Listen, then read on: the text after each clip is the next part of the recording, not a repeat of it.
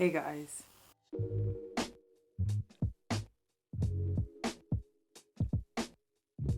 Welcome back to my channel. If you're new here, my name's Antonia. I'm a third year medical student who studies in the UK and I'm home right now. Didn't expect to be home for another month and a bit, so everything's just a bit crazy, you know. This is going to be a little bit of a coronavirus COVID-19 update and how it affects me in medical school and basically what the plan is for the future, I guess, with regards to my medical school training, that sort of thing. So let's just get into this. Essentially, coronavirus has meant that my medical school is shut for now.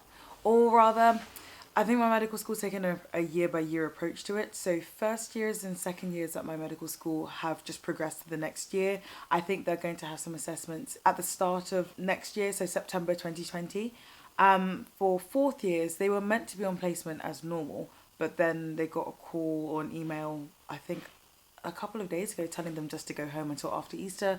And then for my year, third years, we were initially told last Friday that we would be, that we're not going to be in placement basically until the 5th of May. And we got an email, I think yesterday at this point, that said basically that we can't come back for placement until after summer. So essentially, placement wise, I believe we're done for this year. So I'm back home, like I said. We were told basically just to go home and that the medical school will keep us updated as to whether we need to be in or not. But yeah, I'm home. And I keep on saying home, home. If you haven't watched any of our videos before, basically home for me is Canada. My family moved a couple of years ago, so I'm in BC right now. Thousands and thousands of miles away from my medical school. So if they were to open tomorrow, wouldn't be able to go back in. But I think that is the plan for now. If you guys have seen on the news, the fifth years at my medical school are actually volunteering in the NHS right now in hospitals, you know, acting up basically as junior doctors, which is just amazing. I feel so proud to be part of a medical school where the first instinct for people who are qualified is to go and help. But obviously for fourth to first years, we're not qualified.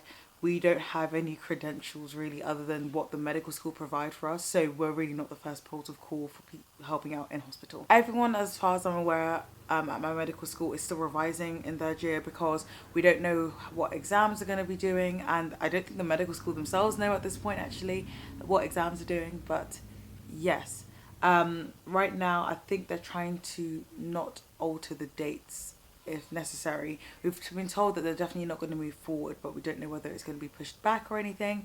But yeah, we've got fingers crossed.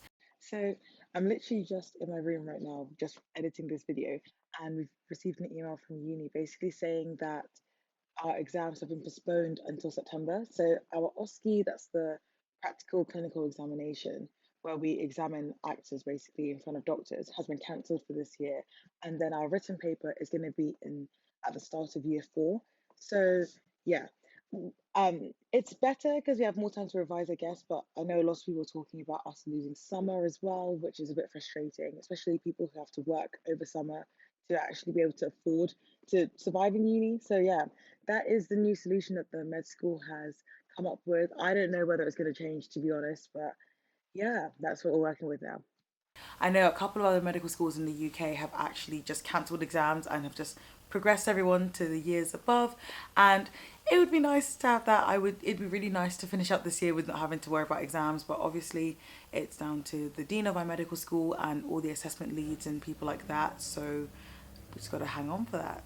In terms of things like CBL, so case-based learning, and we have a couple of seminars that we do in groups of about 12 normally.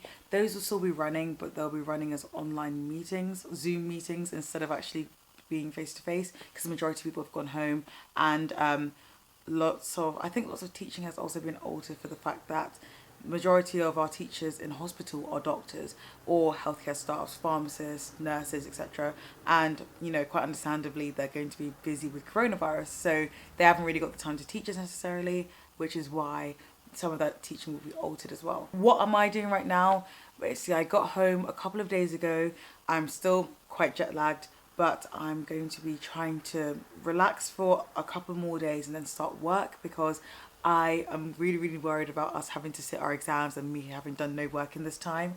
I'm also going to try and be a bit more present on YouTube because it is hard to balance medical school with YouTube, but I have so many people that I watch that I absolutely adore who manage to do it. So I think this is kind of my opportunity to see whether I can try and balance the both and try and fall into a good routine. Like I said, I'm home with my family, so I'm going to be trying to help out my sisters. In BC, British Columbia, they've actually cancelled school for the rest of the year, so my sisters are home as well. We'll see whether we can do some work together. Obviously, it's a really tough time for everybody, and I'd really encourage everyone just to keep morale up, keep praying, keep social distancing. You know, as I've flown in from the UK to Canada, I'm basically under quarantine for like 10 more days, and I'm literally not leaving my house because I don't want to risk infecting anyone else or getting infected.